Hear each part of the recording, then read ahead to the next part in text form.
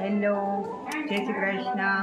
ઓમ ગમ ગણપતિ નમો નમઃ, સિદ્ધિ વિનાયક નમો નમઃ, અષ્ટ વિનાયક નમો નમઃ, ગણપતિ બાપા મોરિયા, ગણપતિ બાપા મોરિયા.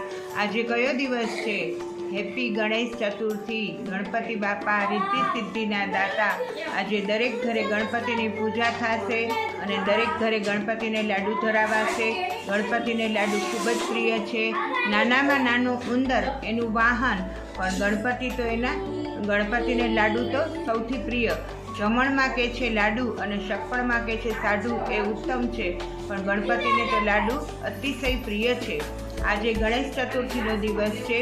બધાના ઘરે ગણપતિને લાડુ ધરાવાશે અને બધા જ ગણપતિની ખૂબ આરાધના પૂજા કરશે અને ગણપતિ બાપા દરેક ઘરમાં રિદ્ધિ સિદ્ધિના દાતા બનીને રહે. ગણપતિ બાપાને ખૂબ ખૂબ પ્રાર્થના. કાલે કયો દિવસ હતો? અક્ષય તૃતીયા. કે અખંડ સુખ, અખંડ સંપત્તિ, અખંડ આયુષ્ય જેનો દિવસ હોય, કે જે કોઈ દિવસ ખંડિત નથી થતું, એ દિવસ એટલે અક્ષય તૃતીયા. આ દિવસે નવા નવા વાહન લોકો ખરીદે છે, નવા નવા મકાનો લે છે, મકાનોના દસ્તાવેજો કરે છે. એવો આ દિવસ એટલે કે છે કે અક્ષય તૃતીયા.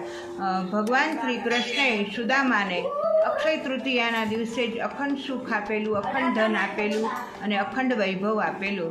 તેથી જ કહેવાય છે કે અક્ષય તૃતીયાના દિવસે કરેલું કામ હંમેશા માટે અખંડ રહે છે. ભગવાન શ્રી ગણપતિએ શ્રીમદ મહાપ્રભુજીની આજ્ઞાથી અને તેમને મહાભારતની રચના પણ અક્ષય તૃતીયાના દિવસે જ કરી હતી. એટલે જ કહેવાય છે કે અક્ષય તૃતીયાના દિવસે કરેલું કાર્ય હંમેશા અખંડ રહે છે. અને આવા વિધ દિવસો ફરી ભગવાન આપણને બધાને આપે અને આજે દરેક ઘરમાં ગણપતિની પૂજા ખૂબ સરસ રીતે થાય, એ આશીર્વાદ સાથે બધાને જય ગણેશ. ગણપતિ બાપા મોરિયા, ઘીમાં લાડુ ચોરિયા, 1 2 3 4 ગણપતિનો જય જયકાર. બોલું ગણપતિ બાપાની.